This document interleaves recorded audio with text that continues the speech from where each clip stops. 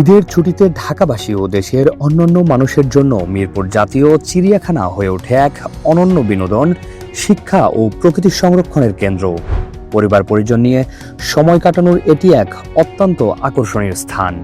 সেখানে শিশু, তরুণ, বয়োজ্যেষ্ঠ সব বয়সের মানুষই কাছ থেকে বন্যপ্রাণী দেখার সুযোগ পান। পাশাপাশি জীববৈচিত্র্য ও বন্যপ্রাণীর সংরক্ষণের গুরুত্ব সম্পর্কে জানতে পারেন। তাই ঈদের ছুটিতে সবাই পরিবার পরিজন সহ চলে আসছেন এই চিড়িয়াখানা ভ্রমণে। এবারের ঈদে সবার মনোযোগ কেড়েছে ডোনাল্ড ট্রাম্প খ্যাত সাদা মহিষটি অ্যালবিনো বাফেলো। অন্যান্য পশু পাখির চেয়ে এই সাদা মহিষের স্থানেই সবচেয়ে বেশি ভিড় জমেছে।